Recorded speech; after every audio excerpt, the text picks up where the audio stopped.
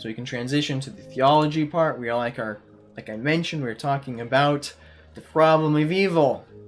I think we've all had some atheist friend or someone that you've seen in the media bring up the problem of evil as some refutation for the existence of God. They'll often use Hume's like formulation of it and say, oh, how can God be all good, all knowing,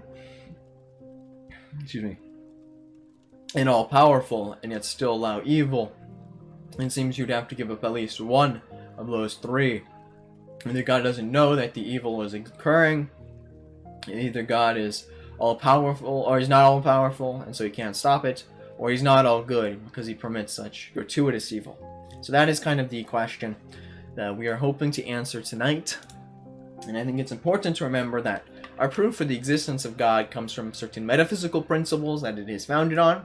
I would recommend everyone go watch my episode on the Leibnizian cosmological argument, and so we can be firmly grounded in the existence of God. And so such defeaters, which is what it is basically, it's supposed to be a defeater to arguments for the existence of God. And I should add, by the way, that the argument for the existence of God that I gave explained why God had to be all-powerful. That was just part of the nature of an all-necessary being, was that it would contain all positive predicates, including moral goodness. And I'd recommend going back to watch if you didn't see that episode. I thought it was a pretty good episode. I think I did a pretty good job explaining it with the slides and whatnot. I might do more things like that in the future. Let me just get a drink real quick.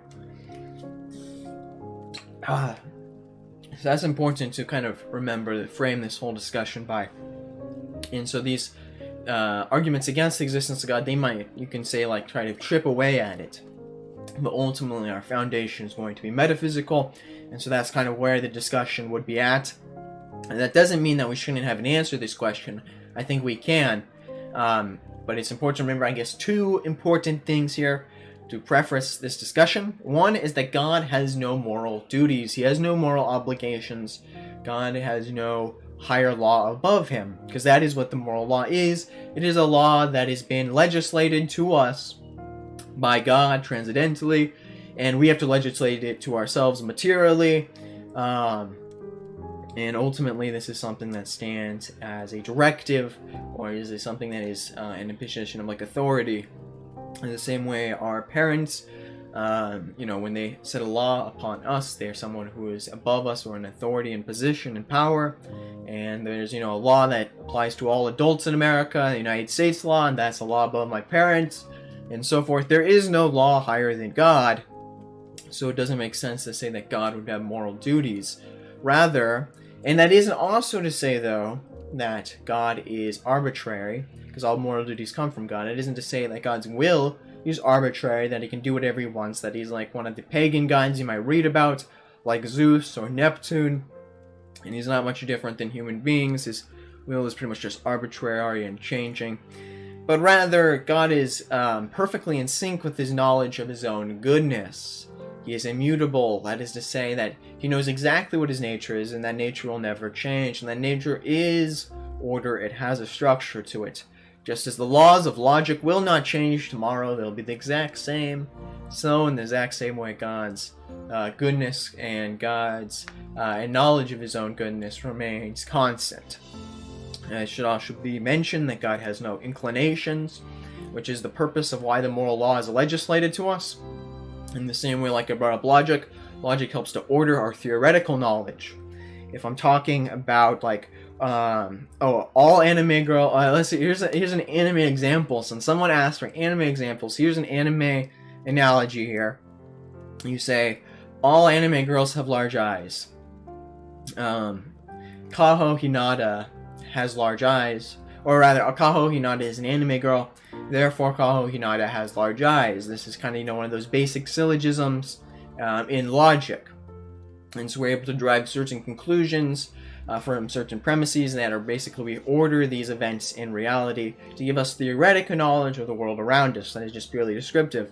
In the same way, the moral law is supposed to order our inclinations, our desires, that they are in congruence with other people. Since we share, this nexus of reality that connects us to each other, there must be some way to order ourselves with others and that ordering is already implicit in the natural law, the way we interact with ourselves and with nature, but also in the law of right reason. And you can look at the categorical imperative, which helps to kind of order our interactions so that we can try to maximize, or rather, if you can universalize your maxim or whatever. I'm not trying to get moral argument tonight, but I'm just explaining that the moral law's purpose is to order our pursuits of happiness, our inclinations, so that they're in line with reason. That is the purpose here, to be in line with reason or some structure. And God, of course, has no natural inclinations. He already is maximally reasonable, maximally, therefore, you could say, autonomous as well. And so there is no obligations on God. And I think that is one of the key things that us as, I guess you could, I wouldn't identify completely as a classical theist, but classical theists would definitely disagree with the theistic personalists like William Lane Craig or Alvin Plantinga to that degree. Tonight I'll be, by the way, giving a very much Thomistic argument, kind of explaining away the problem of evil.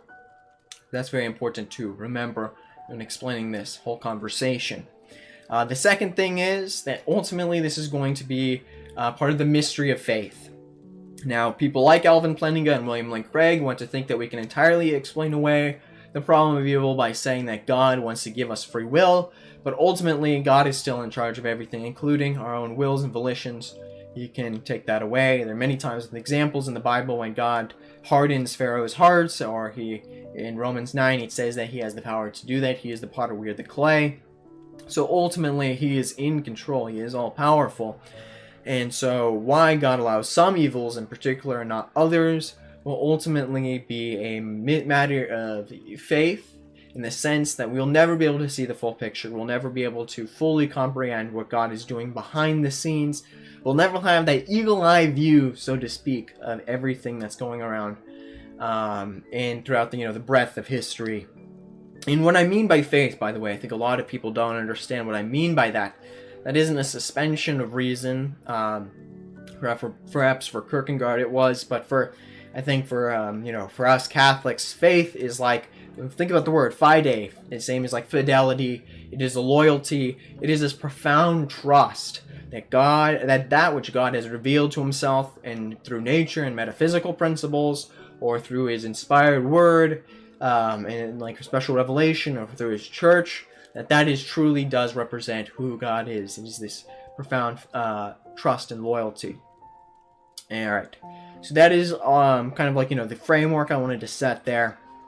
And now I'll kind of get into some of the various arguments, and some of them are kind of loosely fits together.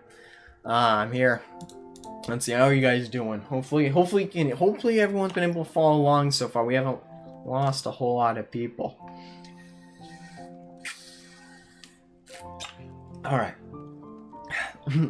If God real, why do feel bad? Yeah, that is kind of the atheist argument, like, oh, God's real? Okay, well, when I stub my toe, it hurts really badly. How can God really be real?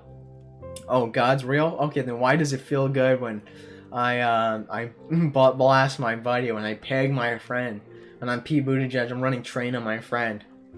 Why does it feel good? That's like the kind of the tier arguments we see from some of the new atheists.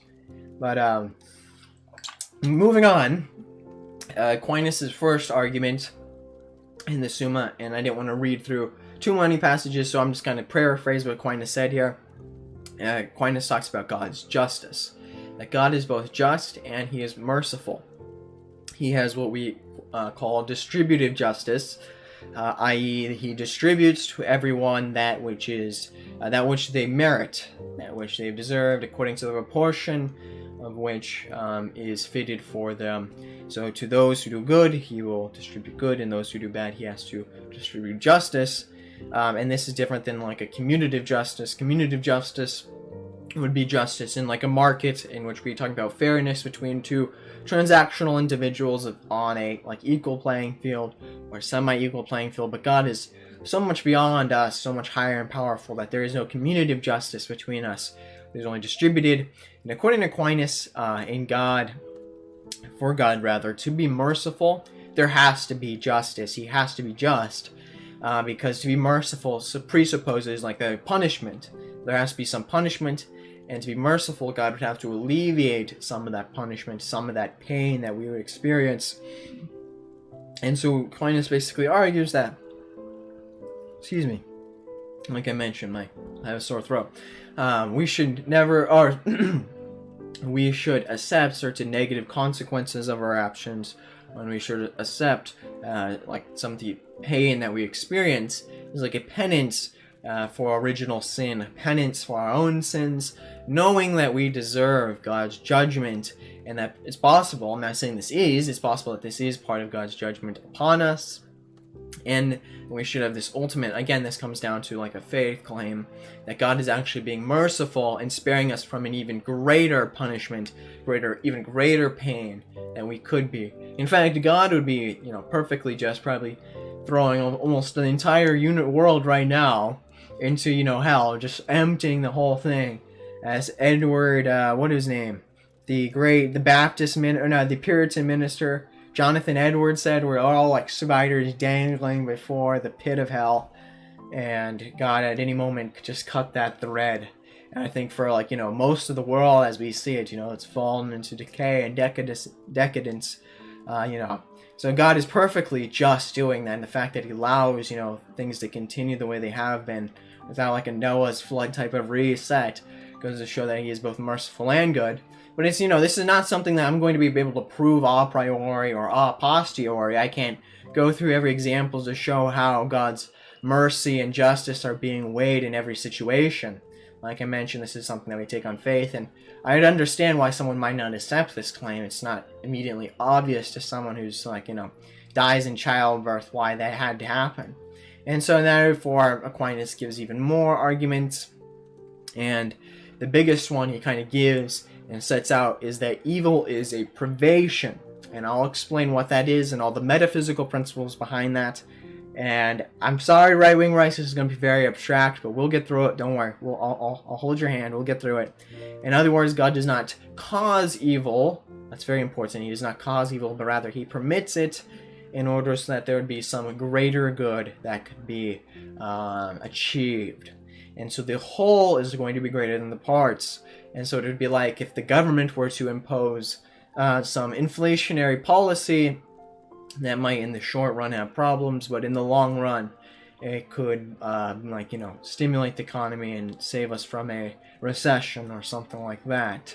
There'd have to be some short-term setbacks, short-term detractions in order so that in the end there'd be some bigger picture that would be better and greater than the like I mentioned, the previous anteceding parts. And so I'll just read for you here what Aquinas wrote on that, and then I'll explain what a privation is. And like I mentioned, Aquinas can be a very dense reader, so I'll try to read slowly here.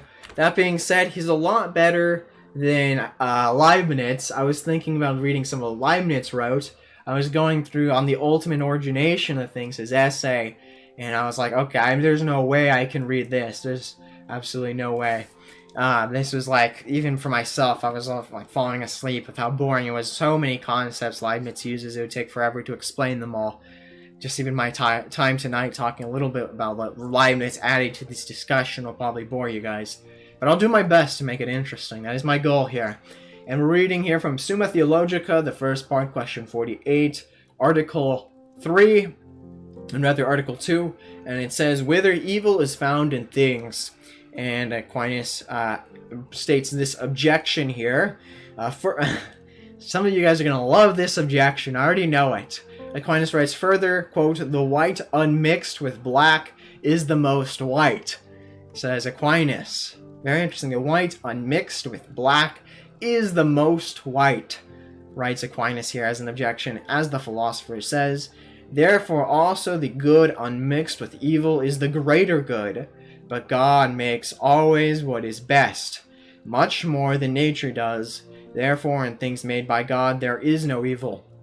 In other words, this objection is that there should be no evil whatsoever, because the best world we could have would be one where there would be no evil at all. None. And Aquinas responds here, on the contrary, he always begins with that, on the contrary, according to this, all prohibitions and penalties would be removed, for they exist only for evils. Prohibitions, penalties, these things could be, to an extent, someone might call them evils.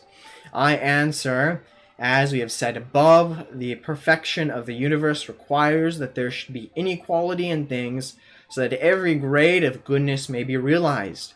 Now, one grade of goodness is that of the good which cannot fail.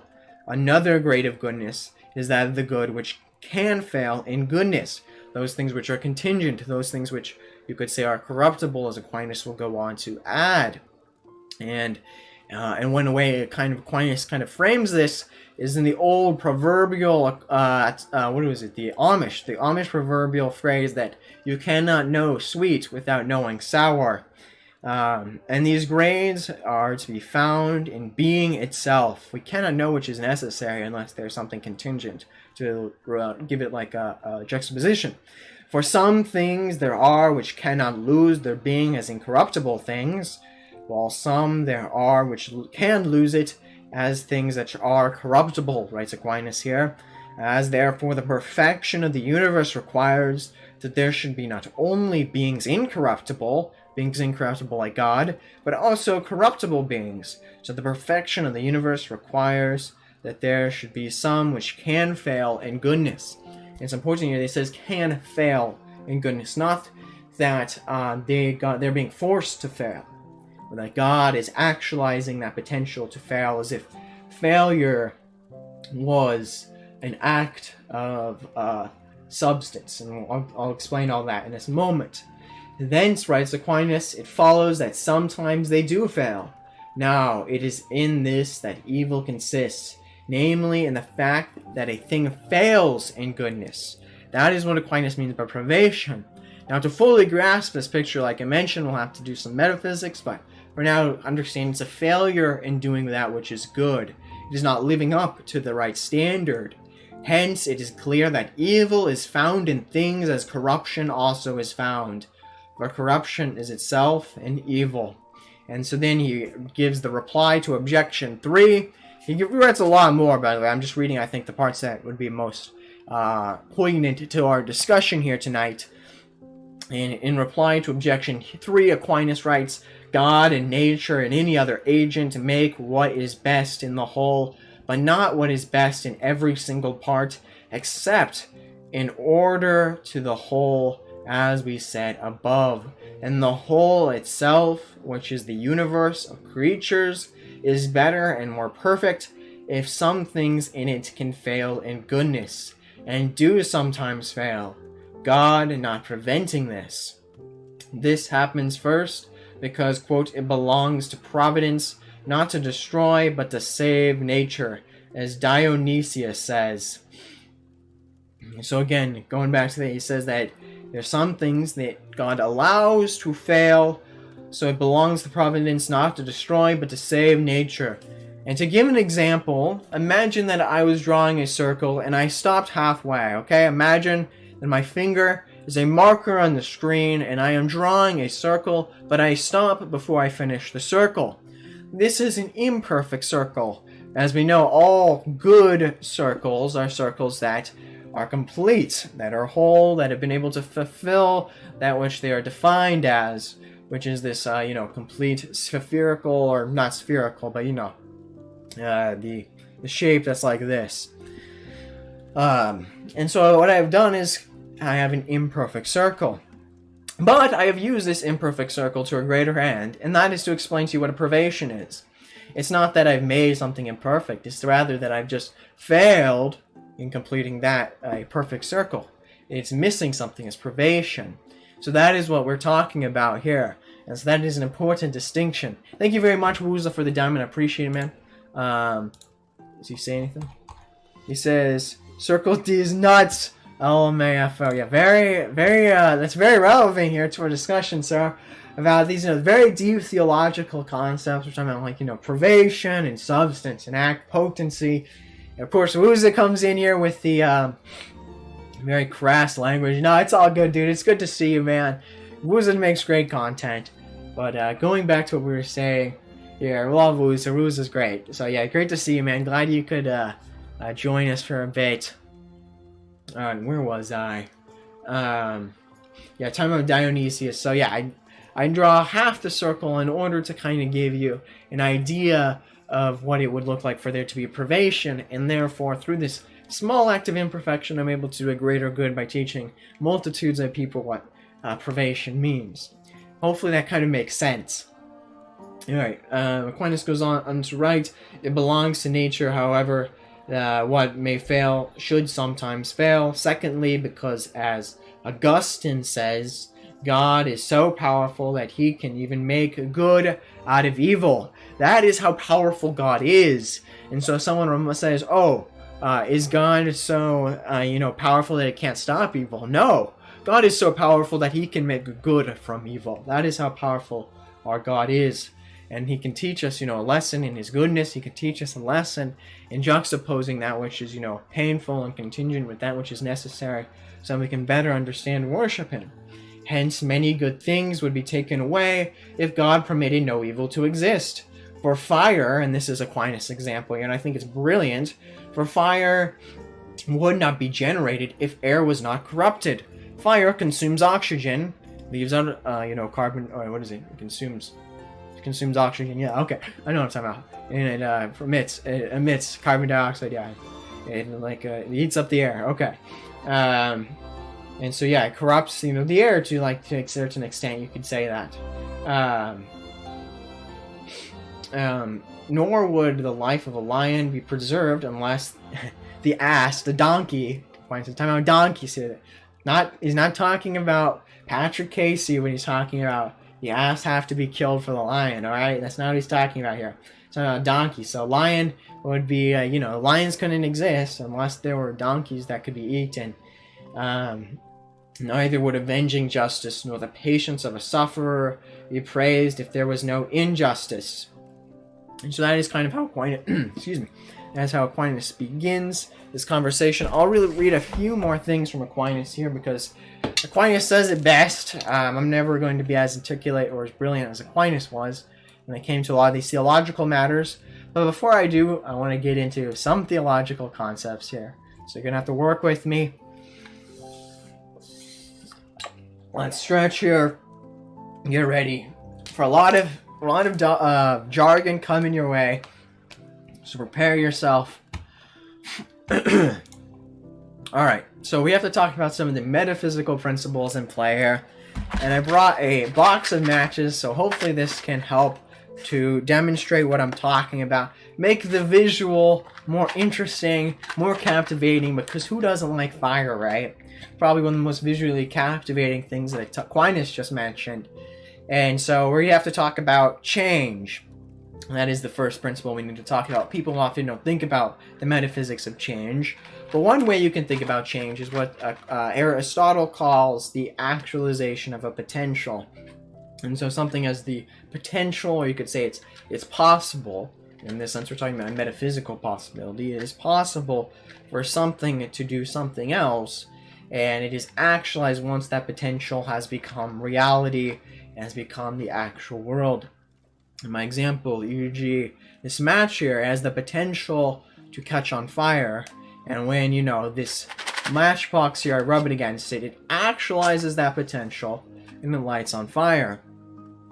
And so now we have to be a little bit more specific, though, what we mean by potential. Because does this match have the potential to play the violin? No. But it's possible in the, the logical sense. There's no logical contradiction in saying that the match couldn't, grow two arms and start playing the violin. So what do we mean here? I should have thought this through, because I don't know where to put this. Oh, if my house lights on fire, it was for a good cause. Greater good would be done. Greater good has been done tonight, God willingly. Hopefully, because you'll learn something new if my house burns on fire. Probably should have put an ashtray or something there. And so what we have to talk about is the substance of a thing, or a substance of something like a match. And substance represents what you could call this causal causation, something that's causally efficacious. Substratum, that is to say something that is below the surface and kind of connects everything together. So this causal substratum is intangible. You're not going to be able to like see it when you can't look at it under the microscope. That is to say that it gives us like these unique properties. And one of the examples that Ed Fazer brings up is something like hydrogen and oxygen, which are their own unique substances, and when they're combined together to create water in the, I think they call it in chemistry, dehydration process. I know it's the opposite of hydrolysis, but in any case, through the dehydration process or whatever, water now has this unique substance because there's this unique causal substratum that gives it unique properties and unique being. There's differentiations between, you could say, like prime matter and secondary matter, but we're not going to get into that tonight. So, like I mentioned, so there's this unique substance that we're talking about here with unique properties, and these properties are basically going to be defined by form and matter, and it also has what's called accidental form and secondary matter. And there's another type of change that objects can undergo besides substantial change, in which, like, if I take a piece of wood and shape it into a excuse me, and if I shape it into like an axe, none of the wood qualities nor none of the metallic qualities in the axe are any different than that would be in like if I had just the metal taken by itself. The metal part is no unique like substantial properties. They are said to be just accidental properties. As to say, it's just the way it appears to our five senses. It's different. That's the way to kind of understand substance, which is like essence below the surface, and accident, which is above the surface. I don't want to get too into this. I don't want to like sprig out too much here, but basically form is kind of the structuring principle. It kind of tells us, like, the structuring principle of match is basically tells it exactly, I don't know how matches really work, whatever, you know, matter here, and it is on this match, it kind of structures it in the correct way, the chemical formulas, and then the matter, of course, is that which is, like, composes it, the actual material that composes it. And so it's the matter and form work together. You can't have one without the other. I talked about this before in my talk about the sacraments, and we'll be talking more about the difference between substantial form and accidental form another time, particularly when we're talking about transubstantiation tonight. Just don't worry about that, okay? And even myself, I get a little confused at times, a little flustered. Oh, there's a fly. And so form kind of and matter determine what the potential for a substance would be, potential for what it could achieve. Something can only achieve that which it has, you know, the proper form and matter that is unique to it, that is kind of already built into its substance. So the form of the match gives it the properties that allows it, you know, to combust with the matter. The two together combined allows it to combust. That's what gives it that potential. Alright, so hopefully that makes sense. So basically, yeah, the potency of something is very particular to the essences at hand. Like, for example, like the essence of a apple tree is to bear apples. That's in its kind of the code, the genetic code or whatever, however the trees, you know, produce their fruit. It's kind of written into the substance. And so the essence of the match, like I mentioned, includes its potential to combust. And finally, there's one more thing I have to talk about, and that is final causation versus efficient causation. Like I mentioned, sore throat. Sorry, guys. Alright, so final causation versus efficient causation. Efficient causation, I think, is the most common kind of causation that we talk about. Efficient causation is going to be efficient cause, for example, the match lighting on fire. And I'll just do it again. So, it's captivating, I'm sure. But yeah, the efficient cause here would be the matchbox. And it's looking at like this cause-effect relationship from the point of view of the cause. Whereas the final cause is basically looking at the point of view from the effect. and the final cause, and it's basically kind of reversing it or kind of looking at it from a different perspective. And so just as the efficient cause of the match lighting on fire is the matchbox, the final cause of the match lighting is to light on fire. That's what it was, you could say that's its proper function. And that's what it was designed to do, as has been explicitly, that we see in its form. Matches don't just appear out of nowhere. They don't just come ex nihilo, right? No one, like, a match doesn't just appear from nowhere from random processes. Matches are designed and made. They're given a special form and matter for a reason, and that reason is to combust. That is its final cause. And so we would say a bad match is a match that is incapable of combusting. If I had a match where I struck it and it did not combust, that would be what we'd say a privation, because its final cause, what it's oriented to do, is to light on fire, but it's not been able to actualize that potential. And therefore we have a privation, therefore we have an imperfection. This is the heart of evil. This is what we mean when we talk about evil in nature. If we talk about some guy who is blind, we would say that this is a natural evil, because the essence of human is to see, and so they're being deprived of that quality, that fact there. And when it comes to moral qualities, this applies as well. The reason why we are rational beings, Kant did a great job explaining this. The reason why we have will over, we have reason is being placed over our natural appetites and inclinations, is for there is some goodwill that we ought to choose. There's some moral law, and so when we follow our theology, we are acting morally. Some moral imperfection is us now actualizing our potential to be morally upstanding agents. So again, this is the failure to achieve that which I guess you could say is we are oriented towards, and they call this teleology. That is a term you'll often hear, and that's basically just referring to the final causation, that there is some order and structure. And since we do believe in God, we do believe, that everything does have its proper place, its proper fixture in nature. And it's really, I think that isn't even something you have to believe in God to see. It's presupposed in all scientific research. It's presupposed in philosophy. It kind of just comes with the principle of sufficient reason, that if there is an efficient cause, if there is something that is intelligible, then it must have some explanation for why it is that way. So hopefully that makes sense what I mean there, okay?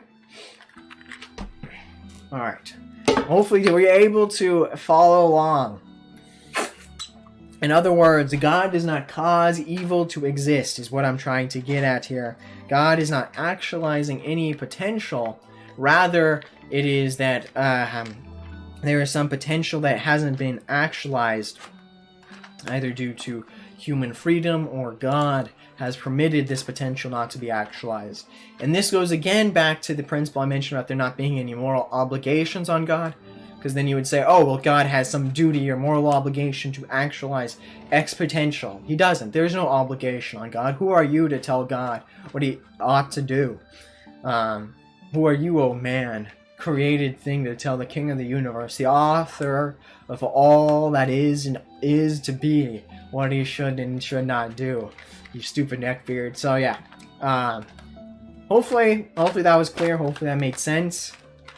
Now let's see what Aquinas has to say about this. Aquinas wrote a lot about kind of privation, and so hopefully it won't be too boring.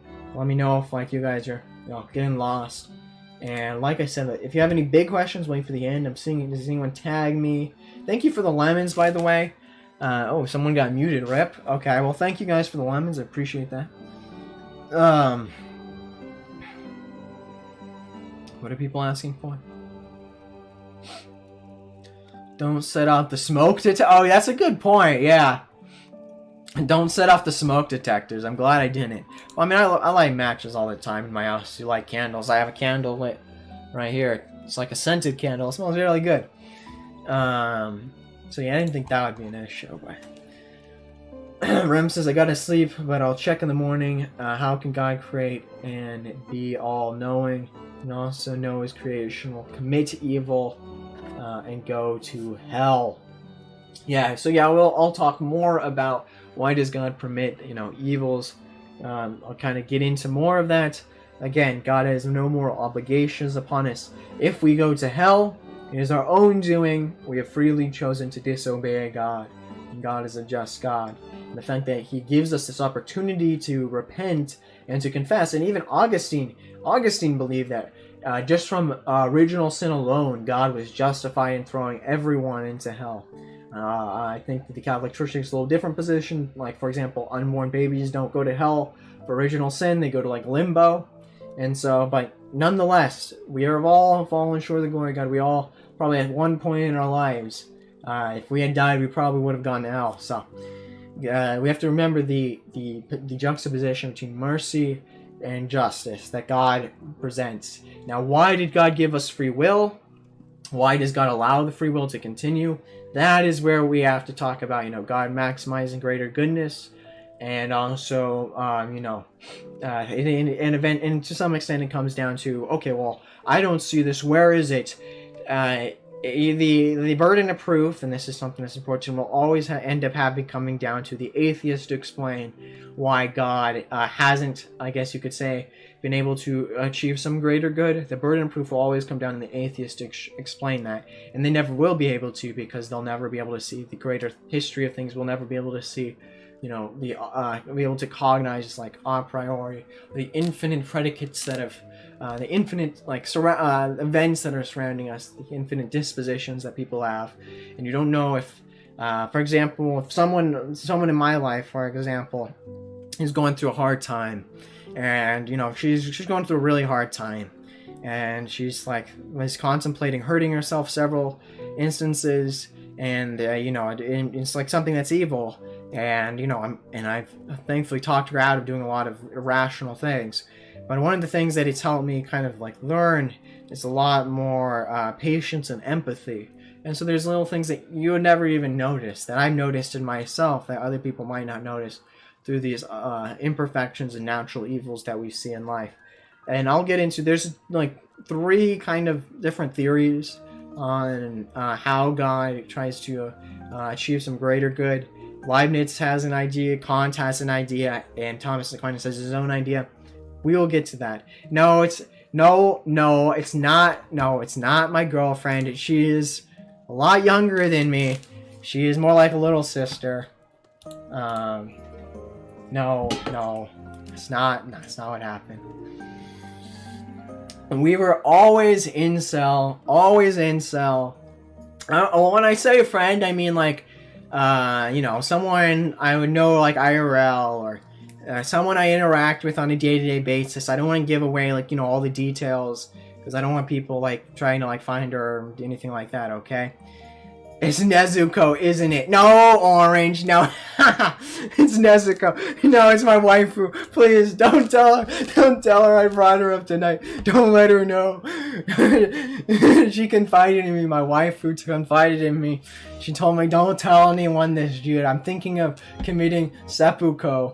My waifu was telling me she was contemplating committing seppuku because she got a bad grade and her mom wouldn't let her play any more video games.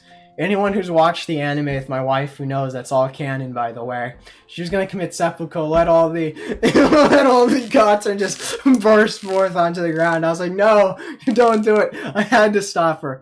I had to be done. I was able to keep her from making any irrational, unjustified mistakes. I couldn't allow that, so I was able to stop her, thankfully. But I'm sorry for going on so long, guys. I just realized it's 9 o'clock, and I'm not even I'm probably halfway done. So I guess the question is, should I make a bookmark in it? And should I complete it? Should we complete this on Monday? Because I can't stream the next 2 days. I need time off for work and whatnot. I can probably stream Monday. Should I complete it Monday, or the next time I do Theology Hour, or should we just grind? We should just grind through it. It's up to you guys. We'll see what your level of interest is. We might have to just put a bookmark in this. So it's part 1. The problem is about doing these part 1s, everyone kind of forgets what I said. So but we'll see. I'm waiting to see what you guys think here. Waiting to get some audience, participation. It looks like Nick is still streaming, so it can't be too late if Nick is still streaming. Corner says, my brain is fried, but maybe I'm just retarded. Grind, let's go! Says The Wired. It's good to see The Wired here. Remember The Wired? I saw what he said. I saw what he said on Twitter. He called out Evola. He was like, oh, Evola, I don't give a fuck what Evola has to say, and maybe I'm just dumb. And I was contemplating responding and saying, yeah, you're a retard. You're a fucking retard, dude, for not liking Evola. But that would be mean and not true. There's good that I would recommend people read Evola, but I wouldn't recommend people take everything he says super seriously. Up to you, people said. Woman moment. Yo, AR, don't forget about my offer, says Nesuno. What was your offer, bro? I don't know.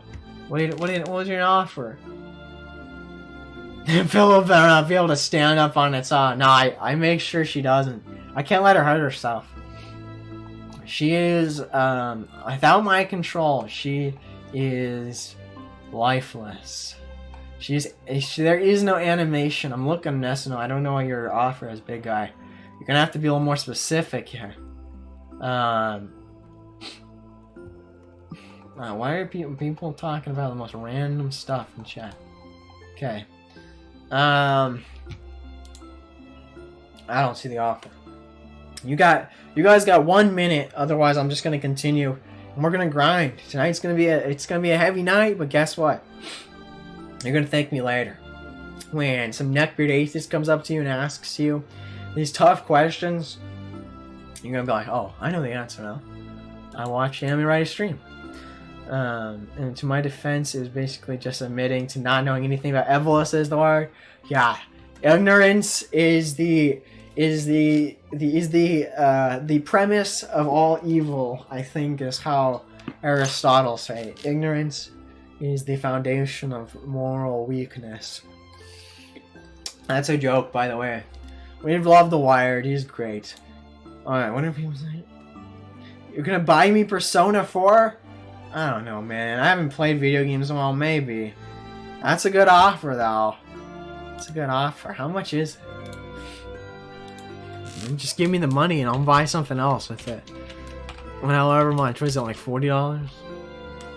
Let's see, how much is it for PC? I apologize to the people on YouTube who are like watching, waiting to hear more in-depth theology stuff. Okay, oh, I gotta put in my birthday. Okay. What type of game is this? It says may not be suitable for all viewers. I don't know if I should be playing this game on stream, that's enough.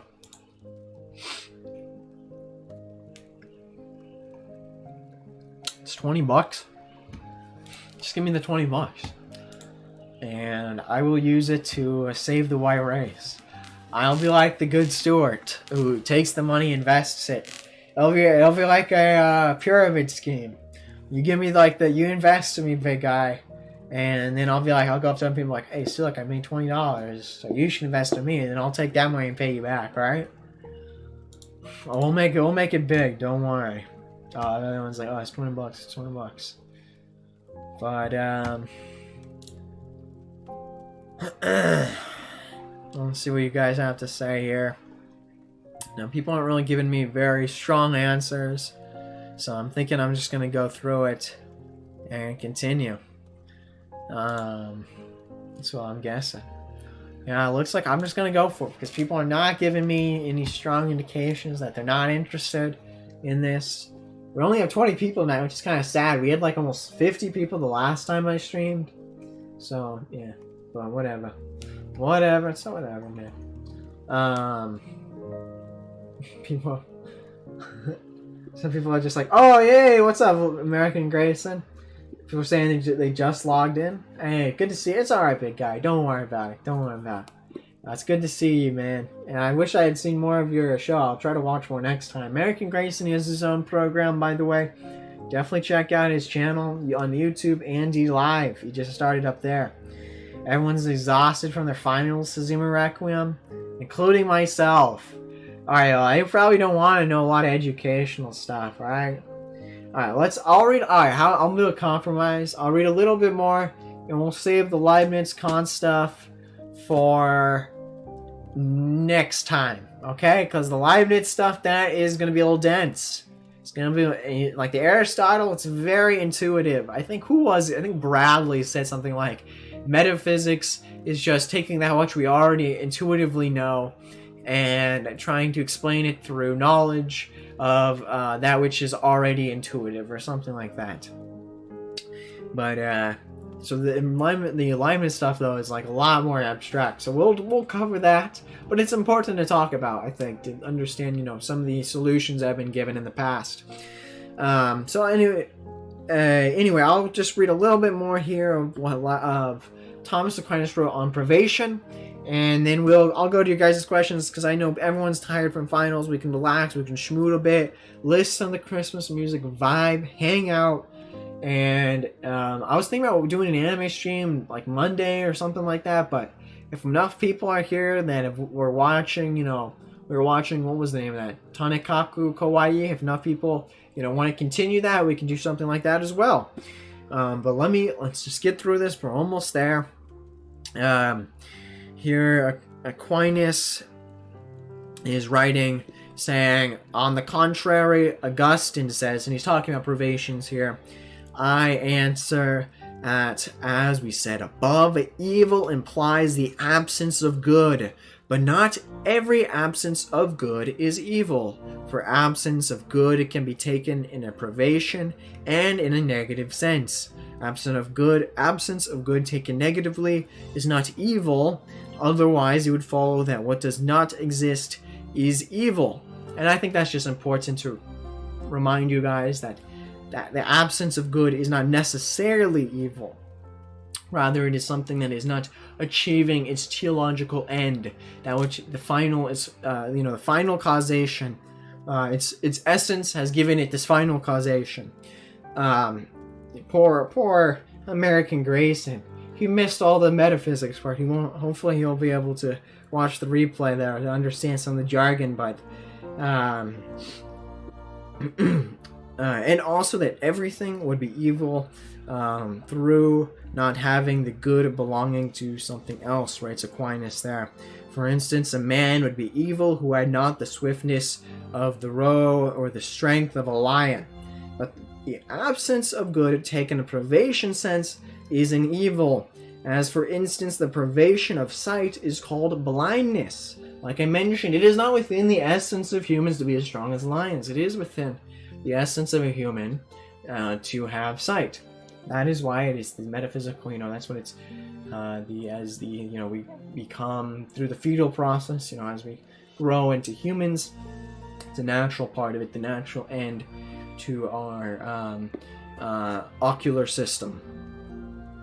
Alright, and so Aquinas continues saying here, now the subject of privation and of form is one and the same, namely being and potency, whether it be being and potency absolutely as primary matter, which is the subject of the substantial form and a privation of the opposite form, or whether it be being and potency relatively, and an act absolutely, as in the case of a transparent body, which is the subject both of darkness and light.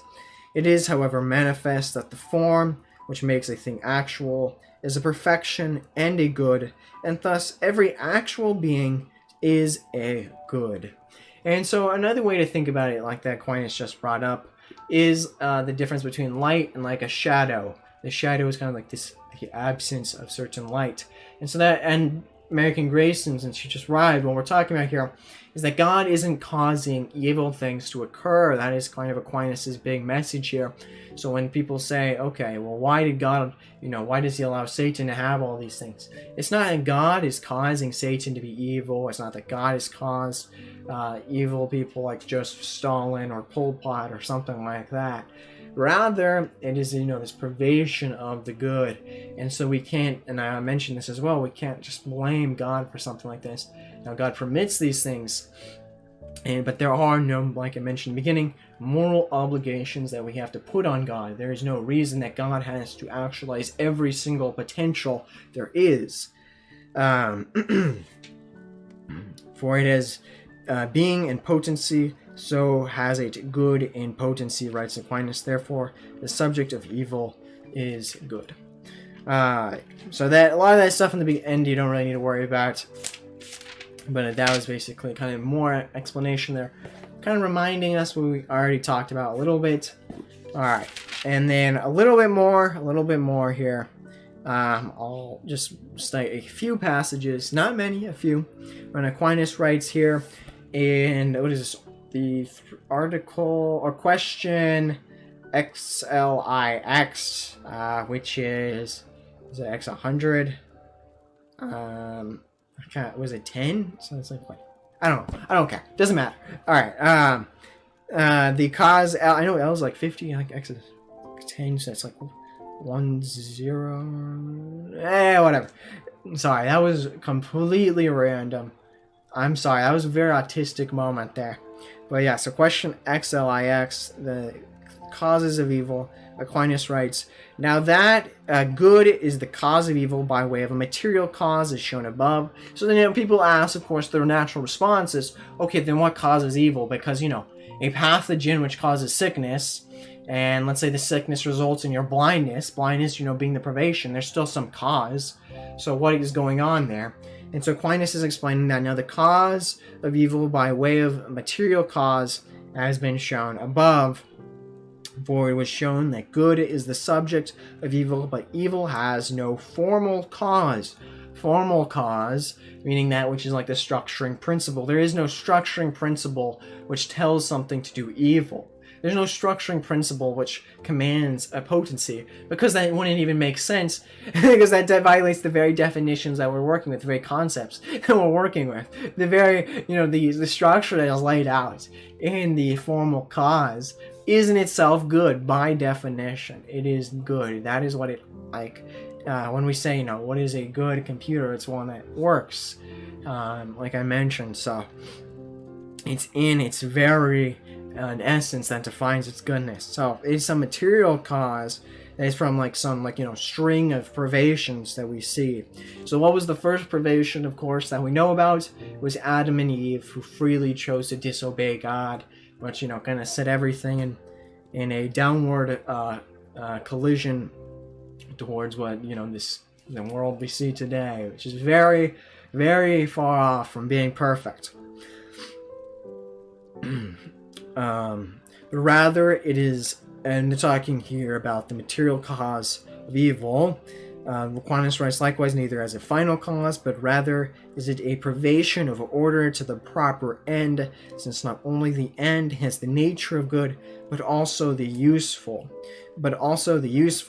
Which is ordered to the end. It's also useful towards that end.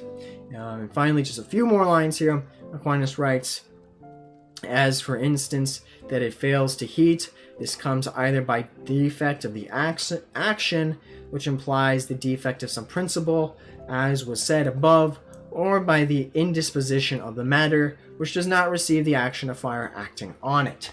And so that's an example Aquinas uses. And going back to the matches here, for example, if the reason why the match doesn't light is because I don't, strike it hard enough, strike it fast enough so that the friction will cause, the sudden combustion of the match.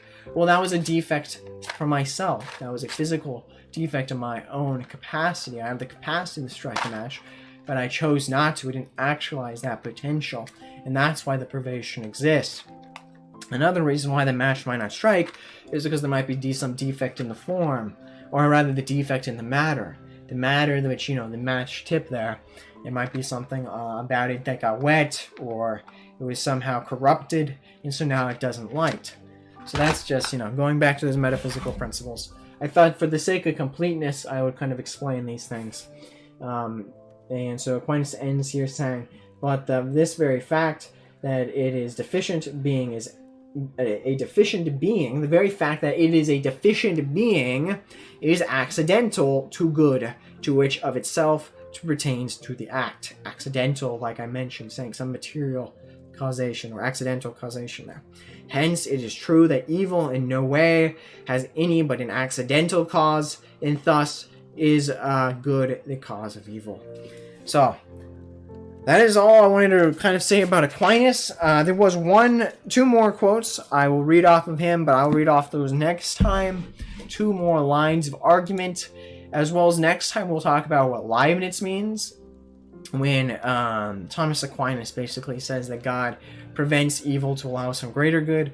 Leibniz has a very mathematical concept of this, and he kind of sees this in like this very rigid, autistic sense. He's kind of way, you might want to say, Kant sees this in a very different way. He sees this in kind of this lofty, kind of in very mystical sense, much more mystical. It's kind of like unexplained, but it's going to help prove, in fact, the existence of God. That might be, you say, there might be greater goods along the way, but the greatest good that evil does is it actually proves Kant believes the greatest of God, and that this isn't the greatest of all possible worlds, whereas Leibniz does think that. And then finally, I'll read what Aquinas writes, and he basically thinks that evil, God allows it for some preventative reason.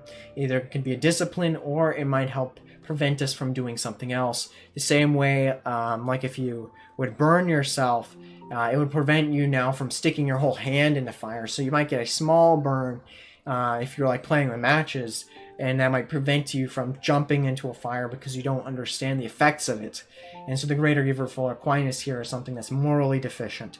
So that is kind of, the 3 that we'll be talking about here. And we'll talk about that next time. So thank you guys for listening. Thank you to the people who watched on YouTube.